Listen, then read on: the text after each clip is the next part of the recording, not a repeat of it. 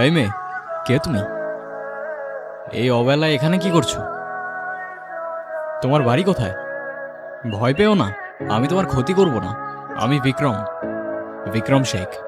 এই গায়ে কিছু কাজে এসেছি। কেউ কারোর পরিচয় দিলে নিজের পরিচয়টাও দিতে হয়। নাম কি তোমার? কথা বলতে পারো না? তুমি এখানেই থাকো? তোমার মা বাবা কোথায়? কি হলো, কিছু বলছো না কেন?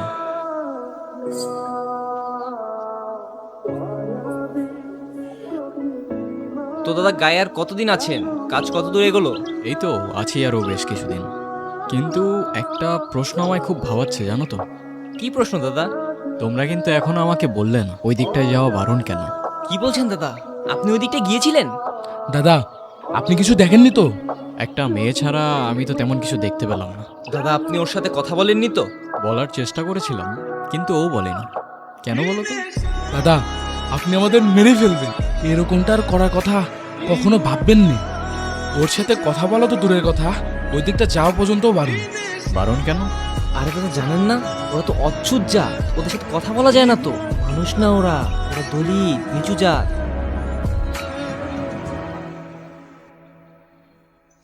ভয় পেও না, মনে আছে আমাকে? তোমার নুপুর। কি দাদা, আপনাকে কতবার বারণ করলাম ওই দিকটা যেতে, আপনি কিন্তু কাজটা ঠিক করছেন না। তোমরা কি ভেবেছো আমি তোমাদের কথায় ভয় পেয়ে যাব? শোনো, তোমাদের এই কুসংস্কার আর কেউ মানুক না মানুক, আমি মানি না। আপনি কিন্তু কাজটি ঠিক করছেন না, এরপর কিন্তু আমরা আর কিছুই করতে পারবো না। তোমাদের আর কিছু করতেও হবে না। 10 বছর বয়স থেকে নিজের ভালো নিজে বুঝতে শিখেছি। জীবনে কত কিছু দেখেছি, তোমাদের ধারণাও নেই। তুমি কি এখনো আমাকে ভয় পাও? তোমার কি আমাকে ওই গায়ের মানুষগুলোর মতো মনে হয়? তোমার এই স্তব্ধতা আমাকে প্রতিদিন আরো বেশি করে ভাবায়। তুমি আলাদিনের গল্পটা শুনেছো? যদি আমাকে আলাদিনের মতো 3টা ইচ্ছা দেওয়া হতো, প্রথম ইচ্ছায় আমি এই পৃথিবীর সমস্ত বৈষম্য দূর করতাম। সৃষ্টিকর্তা সৃষ্টি করলো মানুষ, আমরা সৃষ্টি করলাম বৈষম্য। দল, জাতি, বিভেদ, হিংসা, বিদ্বেষ। আপনাকে বারবার সাবধান করেছিলাম দাদা, শুনেননি।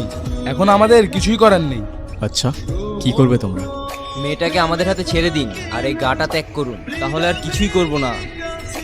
আচ্ছা, আর মেয়েটিকে তোমাদের হাতে ছেড়ে দিলে তোমরা কি করবে? কি করব আর? ওকেও জ্বালিয়ে দেব। অচ্ছুত জাতের আমাদের এই গায়ে কোনো জায়গা নেই।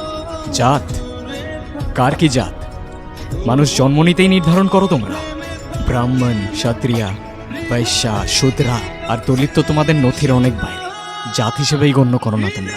কারো বর্ণ, জাত তার জন্ম হইতেই নির্ধারণ করা যায় না। আর এটা শুধু আমি না, তোমাদের শাস্ত্রও বলে।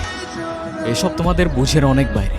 কিন্তু একটা কথা, আমি থাকতে জাতের নামে যদি ওকে কেউ একটা ফুলের টোকাও দেয়, সবগুলার ধরেই মাটিতে পড়ে থাকবে। সাবধান। দাদা আপনার কাছে এটা আশা করি নাই, সব কিছুর হিসাব হবে। আমাদের পঞ্চায়েত এখনো ধ্বংস হয়ে যায় না।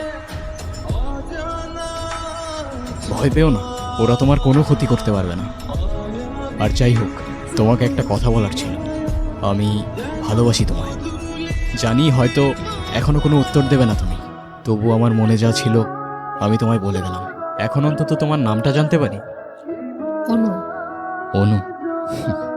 আমার বয়স যখন 8, তখন ওরা আমার বাবা মাকে আমার চোখের সামনে জ্বালিয়ে দেয়। সেই দিন থেকে আজ অবধি আমি কোনো কথা বলতে পারি নাই। আমার অপরাধ কি ছিল আমাকে বলতে পারেন? আমার বাবা মার কি অপরাধ ছিল? আমার জাত আমার অপরাধ? তোমার জাতের কোনো অপরাধ নেই। অপরাধ সেই জাতের যেই জাত জাত সৃষ্টি করেছে। কিরে, কি ভাবতেছস? আচ্ছা দোস্ত, তুই কালকে বললি ওই জায়গায় যাওয়া নিষেধ আছে, কেন বলতো? আরে তোরে তো বলাই হয় নাই, ওইখানে অনেক প্যারানর্মাল অ্যাক্টিভিটিস টাইপ হয় মাঝে মাঝে, আমি শুনছি। যদি আমি তেমন দেখি নাই, বাট অনেকে এক্সপিরিয়েন্স করছে। বিষয়টা মজা হিসেবে নিস না, এটা একটু সিরিয়াস। ননসেন্স। আমি নিয়ে যাব এখান থেকে তোমায়।